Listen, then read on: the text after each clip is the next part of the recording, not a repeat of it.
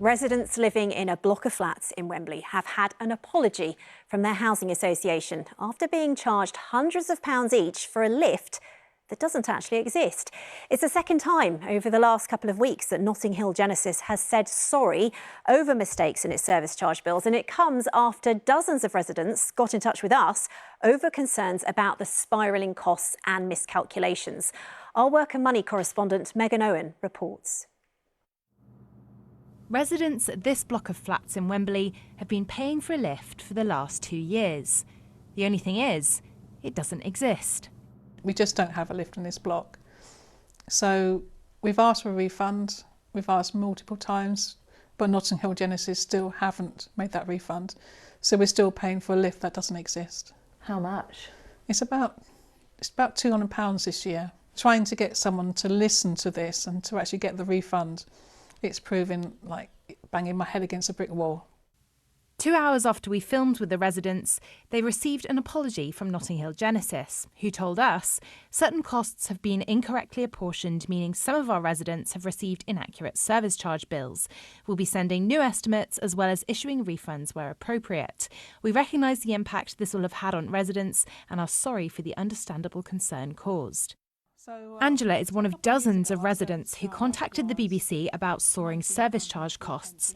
Manuel's charges are increasing by over 100%, but he says the services have been poor, with the front door broken for half a year and no communal cleaning for months at a time. All of a sudden, because the BBC was coming, we have like a team of people spring cleaning the whole place, even on the outside. And they told you it was because the BBC were coming? Yes, and they actually told me on my face when I approached the workers. I said, well, how come that you are doing this? He actually said to my face, oh, it's because you have the BBC coming tomorrow.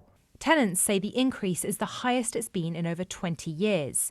Documents seen by the BBC show that a previous year's costs were under-budgeted by over £77,000. Notting Hill Genesis says they now need to recoup the actual cost of these services. Why should I be penalised for someone's mistake over under-budgeting a 22-year-old building? How does it make you feel? I'm physically and mentally drained. There we go. Notting Hill Genesis says, we recognise the impact this has had on residents and are sorry for the understandable concern this is causing. This year's estimates now include a more appropriate level of costs, meaning charges will be more predictable in the future. Tenants from other housing associations across the country have been reporting similar price hikes and miscalculations. We think that this is a scandal on a par with the post office scandal, because tenants and residents have been saying for years that this is happening, and the landlords and government have just refused to listen. The government says they're consulting this year on implementing measures to drive up transparency of service charges, ensuring leaseholders and tenants can better hold their landlords to account.